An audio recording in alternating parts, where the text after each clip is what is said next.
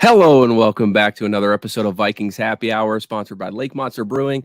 That's Badass Wood Art in Eastside Jiu-Jitsu. Did I say that right this time? I mean, it's close. It works. Close.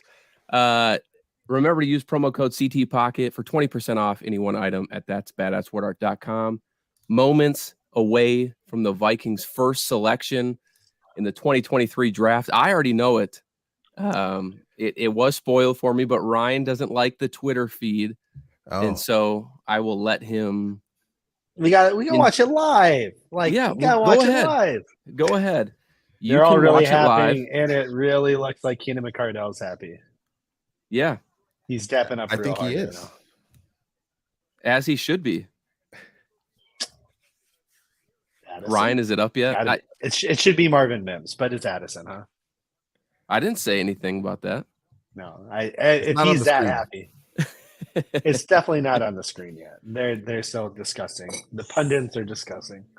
I'm sad because we don't have our wide receiver guru on the pod right now. I don't know where he is, and he's really excited about said player if that's the selection. If that's the guy. I'm guessing it is because you're really happy about it too, and you really liked him too. Oh yeah.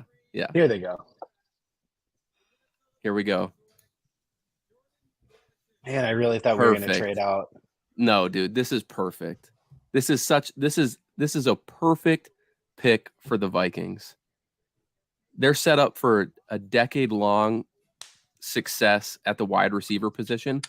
And the thing that, from like a cap perspective too, you have JJ finally hitting his like big money, and now you have Addison for 5 years on a rookie deal. Like, you have a dual threat at wide receiver now for the next handful of years. This is fantastic. Get hyped, Ryan. I think this is the best case scenario. If you couldn't trade back, this is the best case scenario that you can put in place, given what happened in the beginning of the draft. Obviously, Vikings Twitter was just like enamored over the last couple days with like Anthony Richardson. I mean, I seen more comments on Anthony Richardson than I thought I ever would need to about him being a Viking, and I was all for it. Obviously, CJ Stroud was projected to fall. All smoke screens. Everything was a smoke screen. They all knew that what they were doing, and so without those quarterbacks being available, you had to go receiver or corner.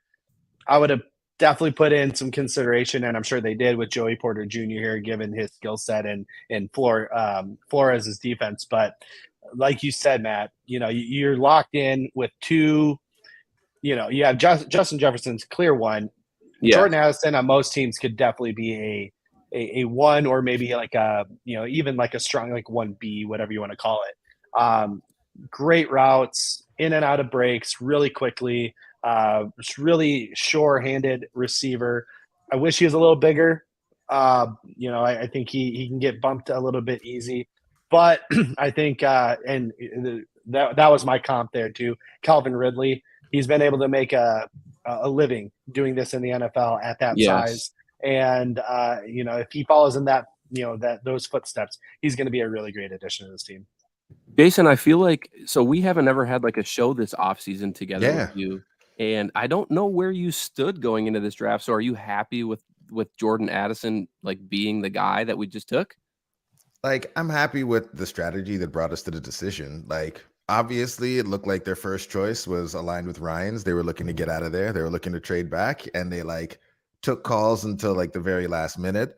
But at the end of the day, they made a smart positional value pick and took a player that pretty much unanimously anyone I know that like is digging into the tape or knows anything about the draft, everyone loved Jordan Addison. So like, I don't know that this is really a pick you could be upset about. It invests in offense, which is the strength of the team right now. And like, you replace a player like Adam Thielen that just left with someone who has an amazing skill set. So yeah, I love the pick. And I also love that as soon as the pick went in and it was a wide receiver, Miles popped up in the group chat saying that, hey guys, I'm coming. I'm on my way. And the drip's real. Look at his outfit right now. I love it. You got to have some player with some swag, and clearly he's got that. So you need love it. By the way, check the comment here. Oh Just boy. just Oh boy. and I can check real quick too where I'm at in the old mock draft scoring. I hope I'm high. I haven't looked in a little bit. Oh, I am getting destroyed. So Well, I'm tied for Crockett, third place with there you Jordan go. being the selection here. Yeah, I had him mocked to us most of the day. And then I was tinkering, and then I just bought into the Anthony Richardson love and switched at last minute. So but no, I'm ecstatic. We needed this. Adam Thielen leaving, KJ Osborne being on the last year of his deal, Jalen Reagor being not really effective, but also on the last year of his deal. And so we don't really have much of a future at the receiver position outside of Justin Jefferson, Jalen Naylor. So getting another guy to come in here and learn that offense quickly, who can get open without being schemed open, is just going to be a really good benefit to the team. I wouldn't be surprised if we double dipped at receiver at some point here in the draft if we're somehow able to accumulate a few more picks. And because there's still a field stretcher skill set that potentially is needed. Not saying that you would take that early, but even like late round, like Puka Nakua, I think is his name. He has that ability to kind of be that field stretcher, kind of taller receiver that's got some speed. So we do need that skill set here. We don't have a future there. Miles, you talk about it all the time.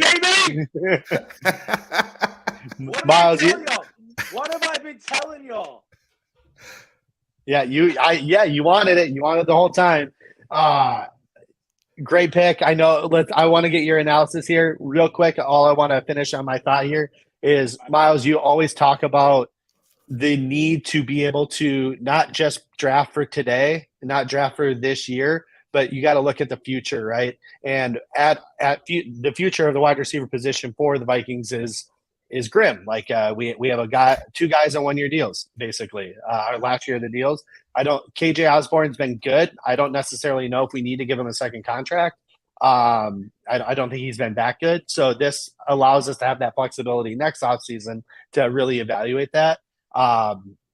Great pick. I'm ecstatic. Miles, give us a little bit of love here for him. Yeah, like I've been kind of championing since the jump. Like he was my wide receiver 2 in this draft class. I think he just brings everything that I look for in a receiver. He may be a little slim, but at the end of the day, he knows how to create separation. He wins. He uses his hands well. His stem and ability to win at the top of routes. His nuance. I think he understands leverage. Everything I watch from a Jordan Addison, he just feels like, this is why I said like a Robert Woods type to your Cooper Kupp and Justin Jefferson. That's what I see in this dynamic, in this duo. And I think you pair them together. And I think with KJ being a guy that can kind of do a little bit of everything too, you have 3 receivers now to go with TJ Hawkinson that can you can create verticals at levels, for this offense that they were kind of missing. Addison may not, he's a mid 4.4, high 4.4 guy, but he plays faster than that and he's smoother than that. And they were missing a little bit of that speed, and they kind of get that route running back. Like they lost it in Adam Thielen, but Addison brings that route running back. And so I'm just super excited because, like you said, Ryan, to me, it wasn't just about this year. I think Addison can help immediately, but you also have KJ Osborne in a contract year. You have Jalen Reagor in a contract year. You just have nobody behind those guys that you have any trust in yet, or have any. Did you say Jalen Reagor as like one of the guys we can have trust in? No. I mean, Jalen Reagor is the guy that is in a contract year that he's not here. Like he's not factored into the plans beyond this year. Like, and so you're thinking about like, hey, if we can't get a quarterback this year, well, let's get as many weapons around a potential future young quarterback, or even maybe it is Kirk for another couple of years. Who knows? But like we have those weapons now, and we have those guys to build around. And when you get more expensive at wide receiver with JJ, you get more expensive with TJ Hawkinson eventually here. Having those guys on rookie contracts for 4 or 5 years with Addison, that just helps so much. And so I think his ceiling just helps raise that ceiling of the offense a little bit more. And so I'm just super excited because I think he just brings a little bit of everything that this team could use. Yeah, Miles. So like, what would you say to the people who are like, the defense is trash? Like, how can you not how can you not even address the defense when the defense is as bad as it is? I would say you kind of have. So I would start by saying Jordan Addison was literally the cutoff at wide receiver, and it was like him being a top 30-ish, player in the draft, and then the rest of the receivers were kind of in that second tier, like the second round, second day tier. And I think Addison was by far the best guy available, and then the tier completely falls off the cliff. And I think the Vikings didn't want to lose that, and so I would start with that. But then I would say, like, from a defensive perspective, I've always said, as much as we need cornerback, you're asking a rookie cornerback to come in and what? That's kind of always been my question. And again, I know it's about the long term, but if you want immediate contribution, you're going to get more of that out of Addison than you would get out of a rookie. And the Vikings at cornerback at least have Byron Murphy, Caleb Evans, and Andrew Booth Jr. to go with Joejuan Williams, who's kind of a throw-in. But, like, they have those four guys. I'm not saying that they're world beaters, but you have young guys that you hopefully are excited to develop and give those guys an opportunity. And that doesn't mean they can't go get a guy on day 2 tomorrow. Like, I know they have pick 87, but it's a deeper cornerback class to me than it is a wide receiver class. And I think they can go get some defensive, long-term defensive weapons tomorrow into Saturday morning, more than they could get probably a wide receiver with the impact that they get out of Addison. And granted, I don't know where the chatter is coming from, but in our live chat here, there's a lot of rumblings that we're potentially trying to move back in the first. I just don't know how you. Yeah, I'm not sure what you would do. I don't know how traded? you would get there. I mean, the unless Bills traded you're. up. Yeah, Bills just traded up. Deontay Banks just went. So Joey Porter Jr. is still out there, which is interesting. Yeah, I just don't know how you get there. We don't really have any assets worth that.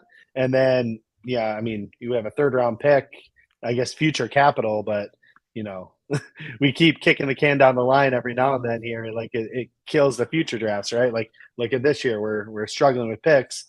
Granted, all day, every day, I'm taking TJ Hawkinson for a second-round pick. Yeah, absolutely.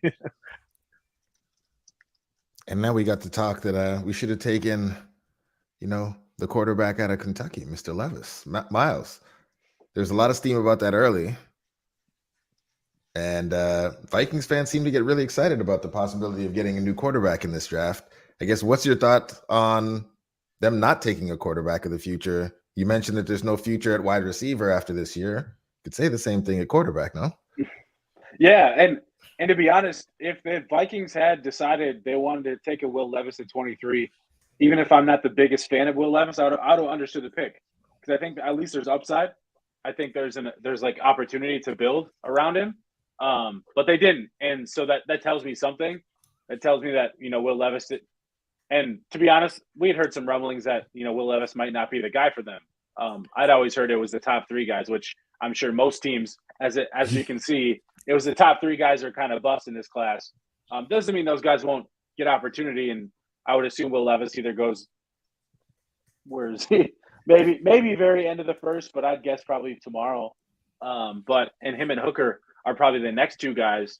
And then after that, it's kind of just guys, right? So I don't know. Yeah. I think I always assumed the Vikings, when they're going to take a swing at quarterback, they're going to take a swing. They're not just going to hope a guy falls to them. That doesn't mean if a guy falls that if they like enough, they're going to take him. But I always assume that they're going to be a little bit more aggressive because they want to go get a guy, because they want to have that conviction about a guy. And clearly they don't have that about Will Levis, because otherwise they'd have taken him. Or even Hendon Hooker. Enough, if they had enough conviction to take him over a wide receiver. So that's kind of where I'm at. If they had done it, me, I'd have gotten on board, because, hey, shit, roll that dice. You know what I'm saying? Like, and back to the Jordan Addison pick. So there was some rumors out there, and I heard from a source of mine, which isn't really a source, just really a friend who has the actual source, that Addison really liked us. So yeah. What's interesting about this is that, or like what I'm excited for, is the fact that there was mutual respect there. There was mutual admiration and love there, because we went out and got him, which is great, but he wanted to be here from the source, or my friend's source.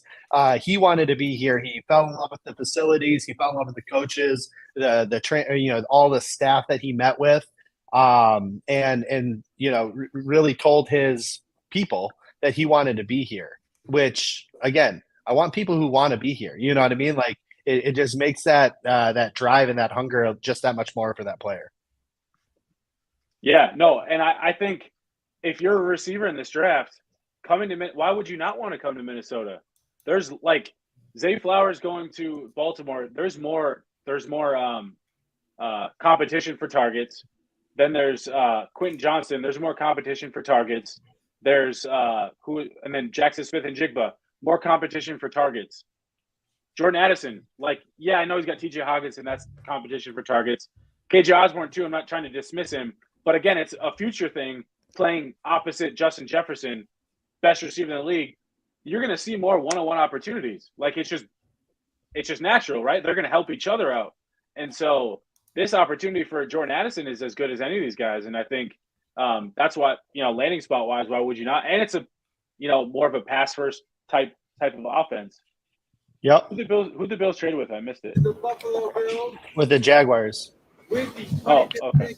I'm moving you, Ryan. I'm back. Sorry. Apologize for that. Miles, What up? we got him. We got him. They just took a tight end. Yeah, Dalton Kincaid. They just paid. God, what the fuck? Don't worry about Hey, Them. Don't worry well, about no. them. No, it's fine. I'm just like they just paid. Who's their tight end? Look at these guys in the chat. Everyone seems to be pretty happy. Knox. Miles, What's sorry if you already covered this. I did. Were you surprised that obviously they probably want to trade back, but were you surprised with the Will Levis stuff, not taking him? No. Okay, I'm gonna need you to elaborate. That's what creates content.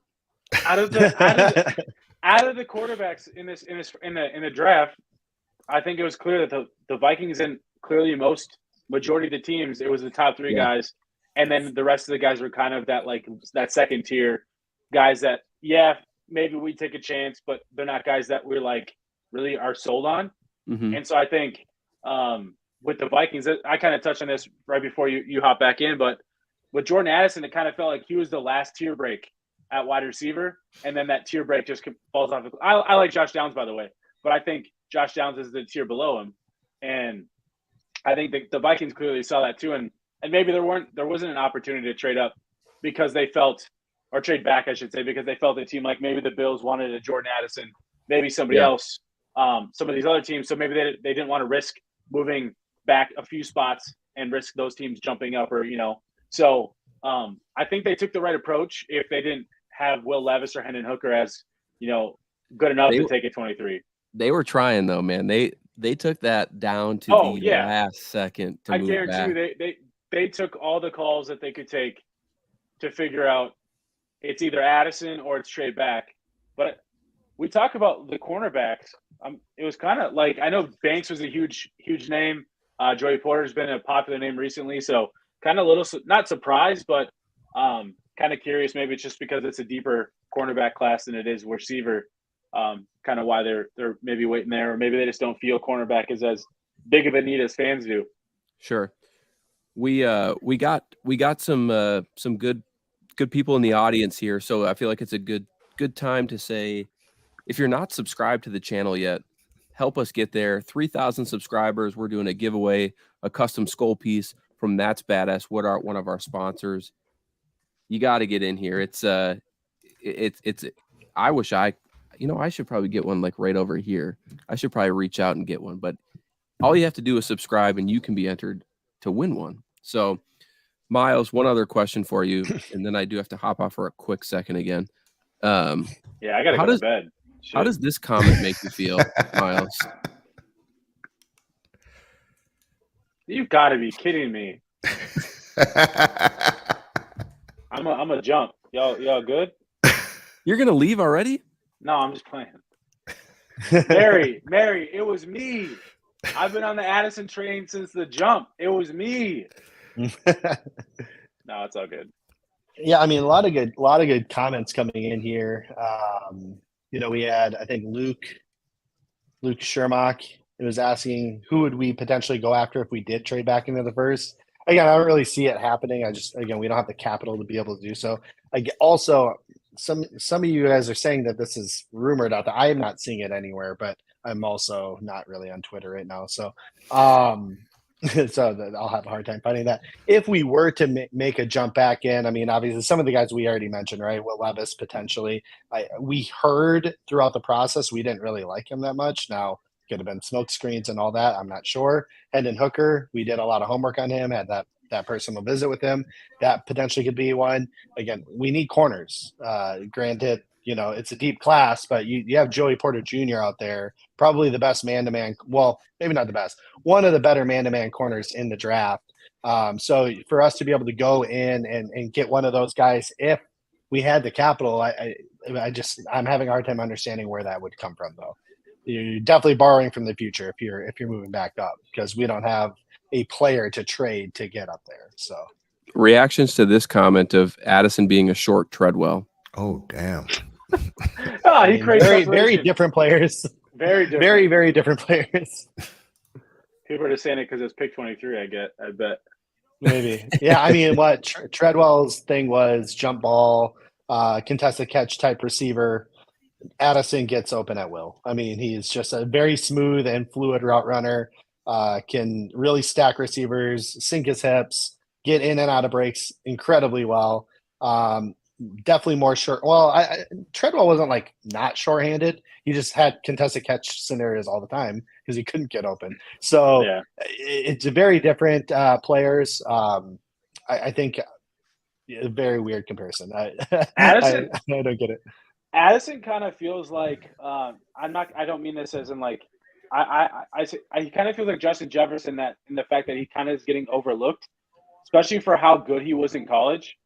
I'm not saying he's going to become Justin Jefferson, but like I feel like folks really overlooked. The dude was a Blitnikoff Award winner with guys like Chris Olave, Garrett Wilson, Marvin Harrison, like Jackson Smith and Jigba. Like he was the best receiver in the country with all these talented receivers still playing in college. And so I just think he's a guy that shouldn't get overlooked, and he's young. He's like 21.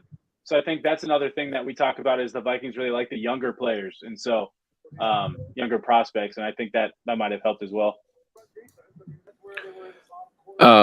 What does this mean for the future of KJ Osborne, if anything? You think this just means he's kind of on his way out? Because when we talked with Darren Wolfson yesterday, Miles, he mentioned that KJ Osborne could be a sneaky extension candidate. Does this change anything with that? No, I mean, if they want to keep KJ, I think they'll keep KJ. But I think this gives you a little bit more like flexibility that if you can't come to an agreement, or if he just doesn't, take that next step that you might want him to take in year 4 or whatever that looks like for them. I don't think they're going to force themselves to do it. But yeah. I mean, I just don't think it closes the door on anything, because again, we've talked about receiver is such an important position in the NFL. So if they view that like trio being together for a long time, then I wouldn't think that would stop them from keeping him. Most of the initial reactions are actually pretty positive about this pick, and I guess I don't see how you could be upset about this. But the one thing I'm seeing from players is just like talking about Kirk Cousins and how he's gonna deal with this now, because people are too worried about that. Deal with it. Too worried. He's going to benefit. I mean, well, yeah, benefit, but he's probably the happiest person in all of this right now. Get to go out there, run up some numbers, and get a contract from somebody. Maybe us, maybe somebody else. But like Kirk Cousins is going to put up numbers next year, especially if the defense is as bad as we think it's going to be. Does that mean that what if Kirk Cousins balls out and then we're stuck with him another year? Are you guys okay with that? It's a good thing. I mean, it's a good problem to have. Is it? Is it, Miles? If Kirk plays well? Well, I'm just talking long term, like having him here in Minnesota. Well, I think the Vikings have gotten to a point where they kind of drew that line in the sand with them. Like, I think they'd have no problem keeping Kirk in 2024, but they don't want to keep him in 2025. Like, they don't want to give him another fully guaranteed. They don't want to fully guarantee 2025 too. Like, so I mean, I kind of think they've drawn the line in the sand. It's more about, does Kirk want to stay here another year, or does he want to? It's kind of that like decision they both have to make. Yeah. Oh, Maisie Smith, there he is.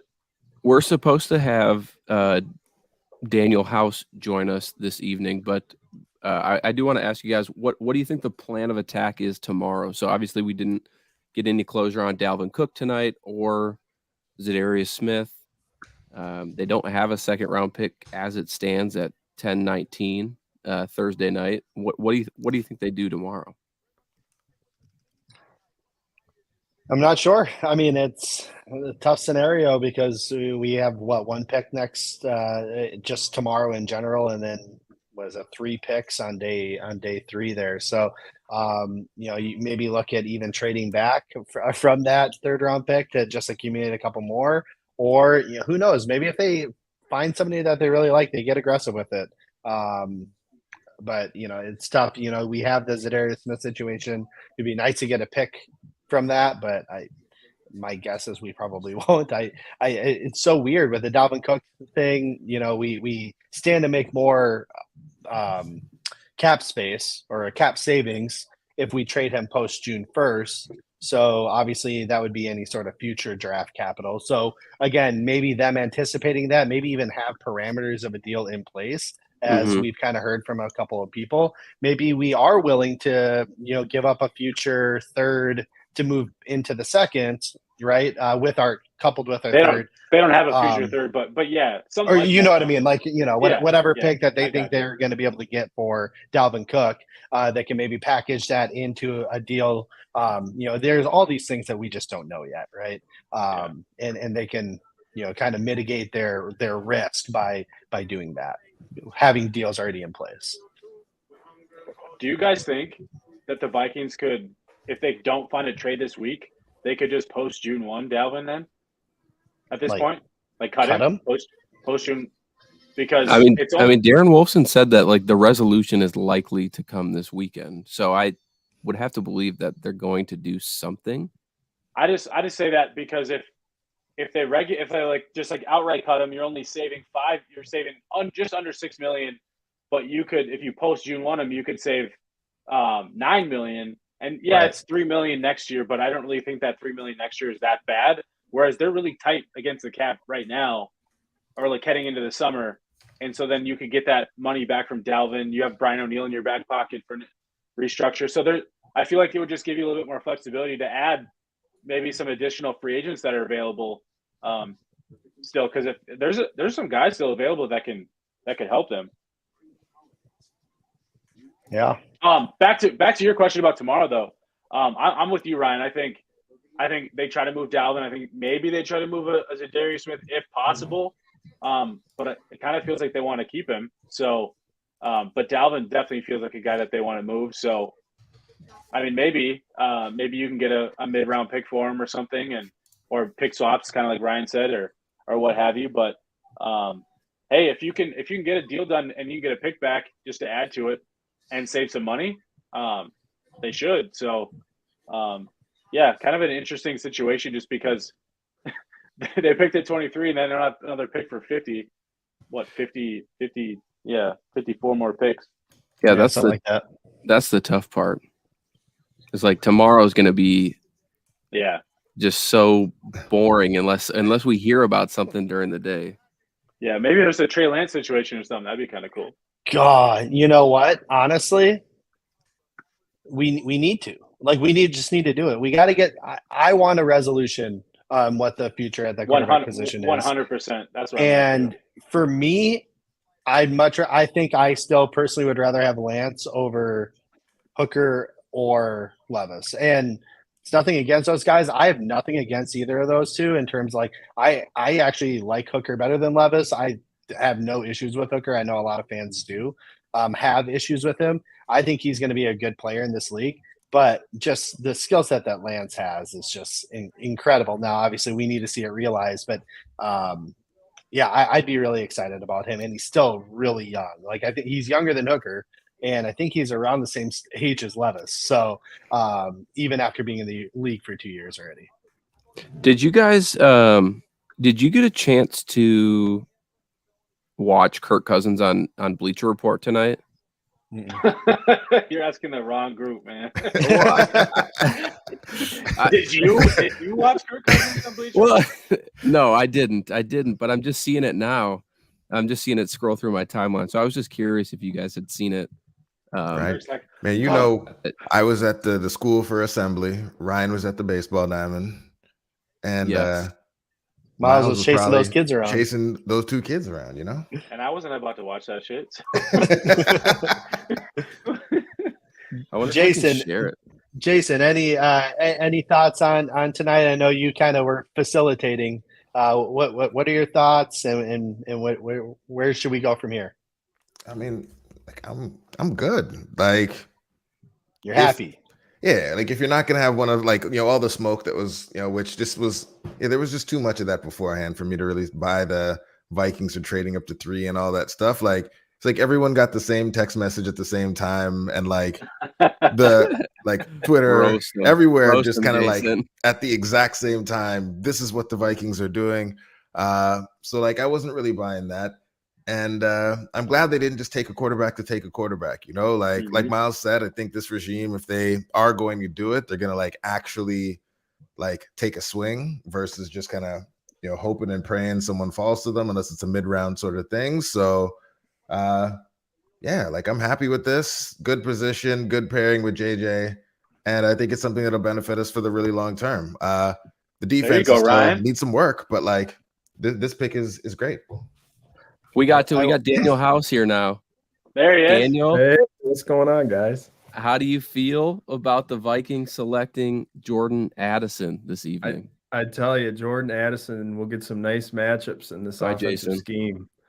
Based on his route running ability and separation skills, it's a perfect fit for the offense. I like it a lot. What I tell you, House? What did I tell you? You called that it would be wide receiver, so you were spot on. Do you need me to bring up, Miles? Do you need me to bring up my last final mock draft where I predicted this would be the pick? Did you? Yeah. You're welcome for the tip. Tip. No. So Daniel, is it safe to say that you're happy with this pick then? Yeah, I thought it would be between Deonte Banks and Jordan Addison there. I mean, gosh, I really like Deonte Banks' film and thought, oh, man, this would be a perfect fit. But I understand where Jordan Addison, it was probably between those two players for me at that pick slot going, which one do you want to do? And you look at the ability to take the offense to another level. Like last year, I always felt like watching the game that they lacked that one dynamic route runner to complement Justin Jefferson. When you go back and watch the film, you're just saying, hey, maybe if they had one more dynamic route runner to take advantage of some of the ways teams are scheming to take away Justin Jefferson. And now I think about bunch sets with Justin Jefferson, TJ Hawkinson, Jordan Addison. And then, everybody talks about the separation skills and the route running, which is, very good, but also like the body control and ability to make those tough, quick adjustments as needed. I saw that a ton at Pittsburgh. I mean, that's where people got to go back and watch what he did when he was at Pittsburgh with Kenny Pickett. Like USC is not an accurate reflection completely of what he was able to do and the scheme that he played within. I mean, last year he's learning a brand new offensive scheme. And, Pittsburgh, I saw a ton of stuff on there. I mean, everybody was talking Jordan Addison up. I mean, for a long period of time at Pittsburgh. So, I mean, to be able to get him at the back half of the first round, I think that's a good move for the Vikings. Were you surprised with kind of how like the board fell? I was a little bit surprised, especially like there were a couple picks with Emmanuel Forbes going 16. I figured a wide receiver would maybe jump down. And then when Jack Campbell went, I was like, okay, definitely a surprise pick there. So with those two selections and then Quentin Johnston as well, I went, well, the Vikings are going to have a chance to pick the type of receiver that they want in their offensive scheme. That was the missing piece skill set that they needed. And Addison checked the box of the type of receiver that you would think, the Vikings were potentially targeting. Yeah, it's I was kind of nervous that they were going to take Will Levis at 23. Though I think I saw a report here by Alec Lewis that was like, no, there's no way that was actually going to happen. But yeah, Miles has been hammering. I'll give credit to Miles here. Miles has been hammering the table for Jordan Addison since before we even left for the Senior Bowl. He was one of his guys from the jump, and so I think the Vikings, I'd give him an A+ tonight. I don't think there's many other scenarios that could have played out. Yeah, where I think they did a perfect job.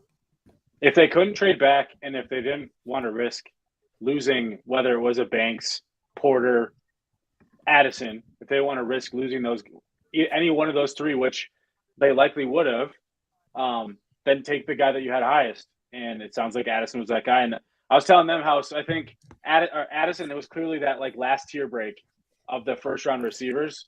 And so I think they felt with how like the receiver draft isn't as deep as the corner draft, as the corner class. Correct. And so I think they were like, hey, if we need to address corner tomorrow into Saturday, we have a better opportunity to find that guy there than we do a wide receiver with that contribution and especially that future outlook too. So, and you look at Brian Flores' ability to develop defensive backs, you can definitely get some value later by finding somebody that fits the scheme. I mean, I was going through looking at cornerbacks. There's several that check the boxes. We talked about Corey Trice last time I was on here, Tyreek Stevenson, Mekhi Blackman at USC. Those are a few that I could see the Vikings having some interest in. Done a lot of homework on Jarek Bernard-Converse too. I mean, there are a lot of corners Terrell later Smith in the draft. Terrell Smith as well, another good one. Like the Vikings will be just fine getting a cornerback later on. I felt like if they were going to go corner, it was probably Banks there. And then like you said, they're at the tier of that wide receiver position going, all right, there's a drop off here after Addison selected because there was that big run. So the key though was when Emmanuel Forbes and Quentin Johnston went, I said, okay, the Vikings are going to have a lot of options here. Yes. That was key. Look at these comments come in. This might be like a unanimous like agreement. I don't think there's any fan out there. I haven't seen Boyd in the comments is not all about it. He thinks he's going to be a bust. And, runs a slow 4.540. And my neighbor texted me saying he hated the pick. I don't think he hates the player. I don't think he hates the player. I think he's of the mindset that our defense is really bad and we need to fix it and we need corners and we need I understand the logic, but at the same time, again, we have no future at wide receiver right now beyond this year, right? Right. There is a legitimate need for a wide receiver too on this team because I don't think no disrespect to KJ, he's a fine receiver. He's not what NFL teams need nowadays if you don't have an extremely elite quarterback, right? Like if you don't have an extremely elite quarterback, you need really good playmakers around these very good quarterbacks to allow them to be effective in their systems. So Jordan Addison gives us that. As we mentioned, House, you just said it, very deep corner class. Corey Trice, Stevenson. There's a lot of players left that you can even get in the third round. Heck, even if you wanted to just go to a straight nickel, like you go to a straight Keitrell Clark, Jartavius Martin. Jartavius Martin, That's yeah, my guy. that's Miles's guy. Yeah. Hey, if he gets drafted by the Vikings, I like don't have me on because man. it'll be a wrap. Like I feel you too. He's been one of my dudes too for a long time. Just because I've watched all these Big Ten games, I've watched all these guys live. So I loved the Seattle pick with Devin Witherspoon too. He will be a dude. Oh, I and love complimenting that. Yeah. Woolen. Oh my gosh! They get Jackson Smith and Jigba. Can we talk about the Seahawks for a second? Like, I know that's not our team. They screwed up the Lions. They screwed up the Lions strategy. I guarantee it. The Seahawks crushed it tonight. Yeah, absolutely Jackson Smith and Jigba and Devin Witherspoon, like two top players at their respective positions, and already had a monster draft last year. Yeah. And improved the offensive line. Now you look at the playmakers with DK Metcalf, Tyler Lockett, Jackson Smith and Jigba. You got Kenneth Walker in the backfield. Yeah. So Geno's got nice weapons, solid offensive line, and developing that defense. Now you can focus on the defense, the defensive line, maybe the front seven with these next couple picks. But man, I was impressed with that. I kind of think. Oh, go ahead, I was just gonna say it feels like the Seahawks had the draft, the first round with their multiple picks that we thought the Lions were going to have, and the Lions had the draft that we thought the Seahawks were going to have, right? Like the Seahawks were always unpredictable. They drafted like weirdest players, and it didn't really make sense, but it kind of flipped. It's kind of weird. So we have Boyd in the chat. He's still kind of upset with the selection. It'll be okay. Really wants to address the defense. So I'm going to throw this to you guys. How can we, I don't want to say calm, but how can we relieve some stress from Boyd? Brian Flores. Okay, just as simple as that, huh? Well, you look at some of the players that he's been able to develop. You look at outside of Christian Wilkins, you look at that Miami defense. It was made up of a bunch of guys that weren't like first round picks, right? I mean, Javon Holland, second rounder, Xavier Howard, second rounder. That he got a lot of good production out of like other cornerbacks that were like undrafted or fifth rounders, sixth rounders. Like, was it Nick Needham? I think it was one of the guys.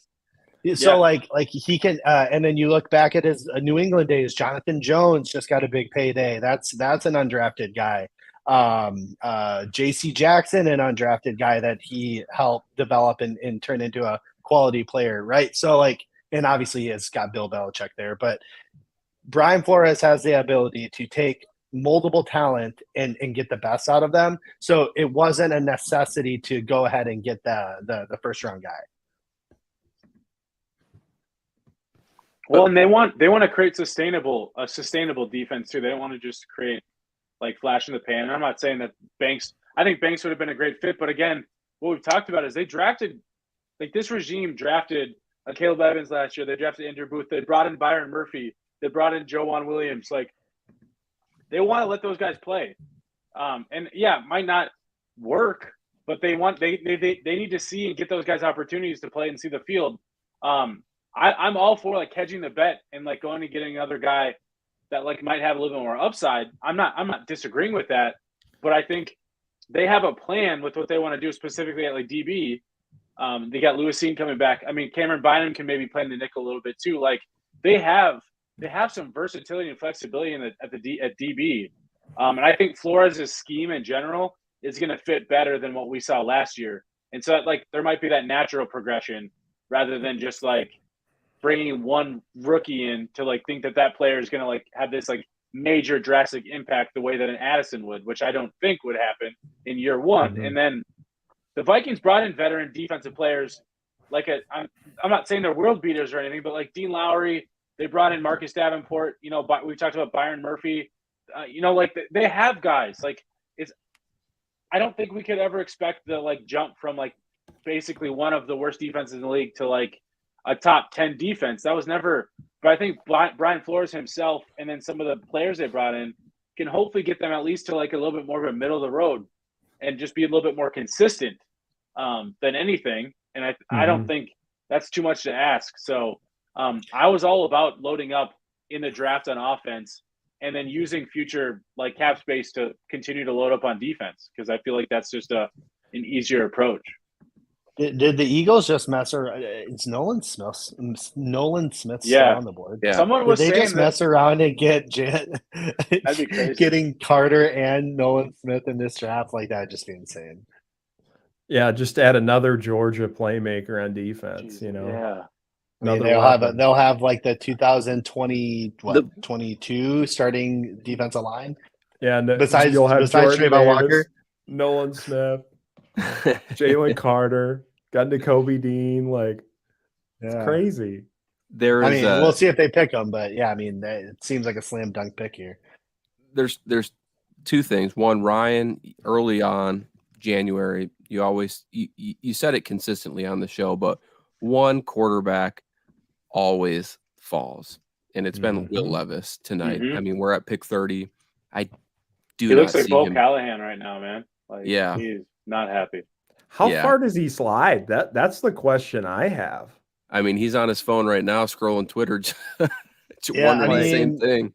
You look at some of these teams coming up, Detroit, maybe as a succession I plan. could see the Rams doing it. The Rams, I was about to say the Rams easily could They have do the that book. as a If anybody has succession. the book on Will Levis too, it's the Rams. Exactly. Yeah, that's what I'm thinking is maybe the Rams would potentially be Maybe a fit, and they could Tennessee groom at him. 41, maybe.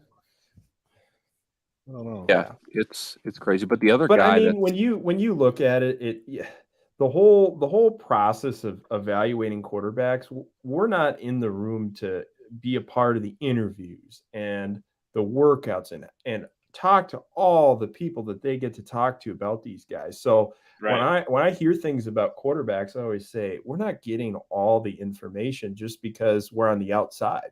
So the components, that's why a lot of times people watch the film and then the quarterback ends up sliding just because there's additional information that they get that they accumulate and they just don't like the player, you know? Yeah. I'm just 100% Grizzly. what did Grizzly say? Oh, He just said our lack of receivers getting open caused more O-line problems than bad linemen. I true. agree. There's a lot of times last year when you look at the all 22 where they needed another receiver that was a Mhm. dynamic route runner. yeah. Do you guys think that we're kind of shifting away from the Vikings here? Joey Porter Jr. is still on the board, and the Yeah, I can't Steelers believe it. pick at 32.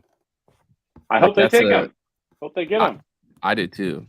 That would be fun. I mean, I had him mocked to them at whatever original draft slot they had. So yeah, that'd be fitting. It's a need too. They need corners. So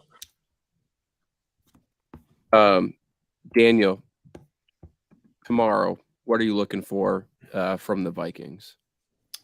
Well, tomorrow we'll see. I mean, you got to evaluate how the board shakes out in the second round and see what options are available. I wouldn't guess they probably move up into the second round, but I could see them trying to potentially, move up a few picks if there's somebody in the third round that they really, really want. But I would focus on the defense now, looking at, defensive tackle, maybe a pass rusher, an edge type of player, or a corner. Those would be the areas that I would focus on heading into tomorrow.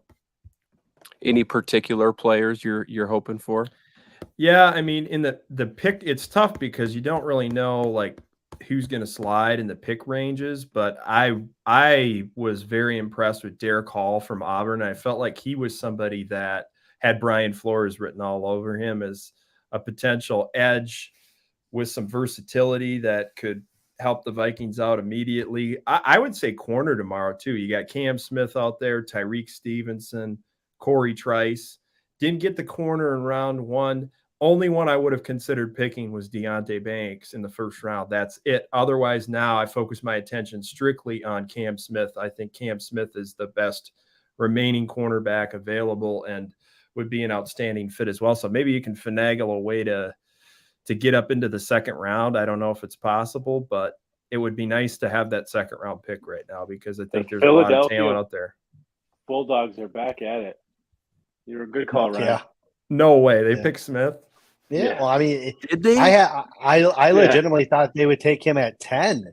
So, Holy crap. the fact that they're getting him at 30 is something. They know how to. Howie Roseman is the best GM in the league, in my opinion. Like The just the way dude he- finesses. I mean, part the of dude it, part of finesses it's the board. luck, though. Like, part of it's like that. Having Nolan Smith fall to you at 30 is well, luck. of course, Like, that's luck. I'm saying like some of He the way he capitalizes maneuvers. on it. Yeah, he capitalized, but the way he maneuvers, like he's not afraid to trade players for picks. He's not afraid to yeah, for sure. those things to like recoup and take chances. I just love and if it doesn't work out, he moves on. I don't know. I just love the approach. Yeah, he's a very good GM. Gosh, So as the first round kind of comes to a close here, the Vikings got their guy. They didn't trade back, so tomorrow is kind of a crapshoot on how it's going to go. We might not be on this live show again until late tomorrow. But any final thoughts from you three before we close this out? Yeah, I think we need to make something happen. Yeah, I think we need to make something happen tomorrow. To Daniel's point, there's going to be some really interesting cornerback prospects available, and then our guy, which is a huge need for us as well, Keanu Benton. So if Cam Smith, Keanu Benton, Joey Porter Jr., Tyreek Stevenson, those are kind of like my four guys that if we have an opportunity to move up into the second round and they're there at an achievable spot, you go make that move to do that. I love all four of those guys. Probably if I rank them, I really like both Joey Porter Jr. and Cam Smith. So you can't go wrong either way there. But then Keanu Benton's fun. I'm a big fan. So I think he would bring an instant nastiness and competitive spirit to that defensive line. Miles, Daniel, feel the same way? Yeah, I kind of remember like Kwesi said it the other couple weeks ago at his pre-draft press conference. He was like, it's quality more than quantity, right? And so the Vikings knew that they only have 5 picks. The board, it was always going to be tricky picking at 23 how they were going to maneuver. And so I think I'm still most surprised that they picked at 23, but because of how the board fell, it kind of just made the most sense. And so I think Kwesi's just going to play it tomorrow by ear and see what happens. I think we talked about Dalvin Cook likely to get traded. If not traded, then cut. But maybe there's a Trey Lance situation that happens tomorrow. Who knows? But I would hope the Vikings were at least involved if something. But I don't know. I kind of think Kwesi's would be more willing to move up from stay at 87, but maybe move up from 119, that type of thing. I kind of feel like he's the kind of GM that would rather have the middle round picks than the day 3 picks. So I kind of feel like he'd be more aggressive in that range than he would be just like constantly moving back like we saw Rick do. So I don't know. Yeah, and I agree with that because you look at the draft from top to bottom, there's definitely a range where things sort of fall off and you've got older players. And the thing that we didn't talk about here is Jordan Addison's only 21 years old. Yes. He turns 22 in January, and he's performed with production, what he did at Pitt, then what he was able to do with Lincoln Riley for a year at USC. I mean, you bring somebody in that's got the acceleration, deceleration out of the brakes, quick feet, so good at that initial aspect of the release where you need him to get separation off the line of scrimmage. And then when you need him to, he has a body control to flash those hands quick and make an adjustment. I mean, there's a lot of different things that he can do. The after the catch ability, I noticed that on film too, being able to take a screen and stretch you laterally. I mean, it opens up more components for the offense schematically, puts another threat in there. And then now you got to focus your attention on defense. And that's why you brought Brian Flores in, to maximize, develop, find the gems. People forget player evaluation guy who, spent a lot of time evaluating players for the Patriots. He has that background, and he will be searching for some gems that he thinks possibly fit his defensive scheme best. So I would say Vikings had to do it just the way the board shook out and the value that they had to upgrade a position that made sense for them. 100%. Yeah. I'm excited for the rest of this draft to see how they kind of fill these needs. But a good start tonight with the selection of Jordan Addison. I want to thank everybody in the chat here, everybody who's listening. Thank you for joining us tonight. We have a bunch of coverage the rest of this week, but if you're here still, make sure you hit that like and subscribe button. We're less than 100 followers or subscribers away from 3,000, and once we hit that point, you'll be entered into the drawing for a custom SKOL piece from That's Badass Wood Art. So make sure you hit that like and subscribe button. Join us tomorrow night for whatever the Vikings do, whether it's trade Dalvin Cook, cut Dalvin Cook, trade up for a Will Levis, trade up for a cornerback, endless possibilities heading into tomorrow night. But until next time, everybody, from myself, from Ryan, Miles, and Daniel, SKOL Vikings.